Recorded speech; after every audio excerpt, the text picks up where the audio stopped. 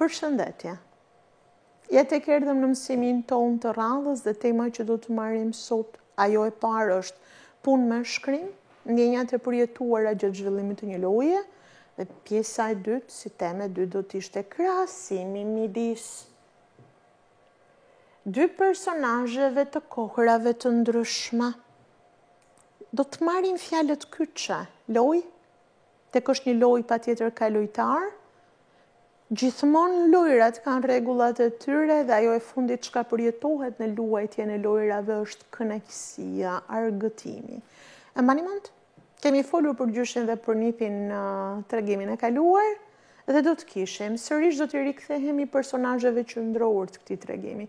Gjyshit, fëmijës dhe lojrave që ata i përmendën njëri tjetrit. Nipi ishte shumë kërkues ndaj lojrave të gjyshit dhe veprimtarive që ai kryente dhe luante tek ishte i vogël, ashtu siç dhe gjyshi kërkoi me shumë kujdes të dinte se çfarë lojrash luante voglushi dhe si menaxhonte ato në tabletin e tij apo në kompjuterin personal. Lojrat kanë dje dhe janë lojrat e luajtura nga gjyshi, dhe sot lojrat e luajtura nga nipi. Ama emocionet dhe kënaqësitë, ndjenjat tek ato i luajnë janë gjithmonë të forta, janë gjithmonë të këndshme, janë gjithmonë të bukura. Në këtë një punë me shkrim, ndjenjat e përjetuara nga ju do duhet të shkruheshin dhe do duhet të hidheshin, po për këtë ne duhet të ndjekim disa udhëzime. Që të organizojmë një punë me shkrim për gjithë shkrimin e gjithë shkruaje, por në këtë rast për shkrimin e ndjenjave tona, na duhet patjetër të kemi hyrje, zhvillim dhe mbyllje. Pra strukturën e plot të një vepre letrare, të një përshkrimi e kështu me radhë. Gjatë zhvillimit ju do të shkruani emocionet tuaja të shkaktuara nga ngjarja, nga historia e lojës që keni luajtur dhe fenomenit të cilit ju i referoheni. Kurse në mbyllje ju do të merrni të ngjarjen, do ta mbyllni atë, do të tregonit bukur duke ju referuar për shtypjeve dhe emocioneve që loja ju kishte lënë. Shkruaj në vetë të parë, pra unë. Të kthem shkruaj në vetë të parë do të fillonte edhe hyrja e shkrimit dhe përshkrimit tuaj. Unë kur kam qenë e vogël luaja shumë me shoqet e klasës dhe ato të pallatit ku jetoja. Zgjoheshim, sidomos në pushimet e verës, lojrat tona ishin të pafundme. Kënaqësitë me njëra tjetrën, me shokët, miqt në lagje ishin tepër të bukura.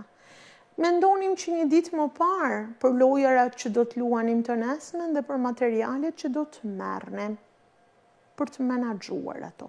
Kujdes, përdor jo shumë fjali të gjata, pra fjalit të mos jenë të gjata dhe përpiquni të përdorni thonjzat, tripikat dhe çfarë tjetër. Pikën, pikçuditësen, presjen, pra shenjat e mirëfilltat pikësimit. Ajo çka kërkoj tjetër në përshkrimin e ndjenjave dhe emocioneve tuaja gjatë përjetimit të lojës, do të ishte që ju të bënit kujdes me ndërtimin e strukturës, hyrje, zhvillim, mbyllje gjatë përshkrimit dhe me shkrimin sakt të rregullave drejt shkrimore, pra zbatimin e plot gramatikor të tyre. Loja me karrige do të shprehni emocionet që ju ndjeni për këtë lojë, emocionet që juve ju vinë tek luani, tek dëgjoni muzikën, tek rënni për të kapur karrigen. Unë lodha, do të thoshte njëri në përshkrimin e tij, sa jam kënaqur dhe lodhur sot. Kemi luajtur në klas lojën me karrige dhe unë ndjeva shumë i lumtur. Pata shumë emocion deri në momentin e fundit, pasi loja u bë tepër e fortë dhe lojtarët që ranë në pjesë me grupin tim ishin vërtet të fortë dhe të kujdesshëm në ndjekjen e ritmit. Kujdes me përshtypjet, opinionet që mund të jepni për veprimtaritë e shokëve dhe shoqeve tuaja. Për shembull, ndonjëri nga ju do thoshte, Ester i bëri një reng në momentin që i bëri me shenjë shokut që të mbandalonte muzikën, prandaj dhe fitoi lojën. Ndodhin dhe gjëra të tilla, por prapë japin emocion, kënaqësi dhe mrekulli lojës. Pra do doja që në përshkrimin tuaj të lojës së karrigeve, të volejbollit, të basketbollit, të luajturit bowling, të luajturit pse jo shah dhe domino me gjyshrit në familje, të kishte opinionin tuaj, emocionin tuaj, kënaqësinë tuaj në realizimin e saj. Dhe tek lojrat luhen në klasa, ose pse jo në ambientet sportive të shkollës, ato patjetër që janë të mbikëqyrura nga mësuesët e edukimit fizik dhe mësuesi i klasës, por janë të tëra të lumtura. Ndiqni pak, ju thash një emër vajze, por shikoni si është fëmia këtu. I mërzitur se nuk fitoi ky. Shikoni, kanë hepur dhe pakës nervat. Nuk ndjehet mirë. Por prap është i lumtur që të gjithë luajtën. Ndiqni emocionin e djalit tjetër në foto. Ka ngritur duart lart dhe tek ju ngrini duart lart nuk është gjë tjetër veç se fitova, ja dola, jam i lumtur. Shikoni vajzën. Shikoni sa e lumtur është tek është ulur dhe ndjehet në një farë mënyrë, i bën karshillik shokut që unë e zura vendin. Këto janë emocionet e lojës. Shikoni, tjetra hidhet hopthit. Tek e kishte karrigen të sajën dhe më pas thot ja dola. Kurse kë? U mërzit. Ama ishte pjesëtar në lojë dhe pse emocionet e tij në këtë rast nuk ishin ato të fitores, por në një farë mënyre emocionet e humbjes. Pra emocionet shprehen, lexohen në fytyrë. Nëse unë do të bëja tani një fytyrë të mërzitur, do kuptoni që isha e mërzitur edhe nga qëndrimi. Po të qëndroj drejtohem, lumturohem, greduar të lartë, këto janë emocione pozitive të menaxhuara ndër lojra. Me gjyshin kishin tregimin dhe krahasimi personazheve. Nëse do të merrnim krahasimin e personazheve lidhur me moshën, do thoshim gjyshi është i moshuar, djali është i ri. Gjyshi ka eksperiencë në menaxhimin e lojrave, pra di shumë lojra, djali pak, por do të vazhdoj të mësoj gjatë jetës. Vendi ku u zhvillua biseda dhe pse ishte kuzhina e gatimit për familjen, mund të ishte shumë bukur e gjithë shtëpia dhe ata luanin ku kam qefti me njëri tjetrin. Personazhet e tjera. Gjyshi nuk vjen nga shumë larg kohë jetësore, por vjen nga shumë gjërat mësuara nga jeta që ka jetuar. Gjyshi vjen i ditur, gjyshi vjen miku, vjen shoku, vjen lojtari dhe bashkëpunëtori juaj për kryer.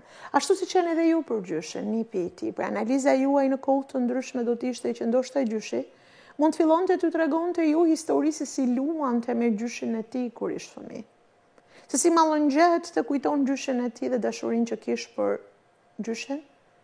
Dhe ju do të shikoni një gjysh të dashur, të këndshëm, dhe do të krahasoni atë me gjyshin tuaj.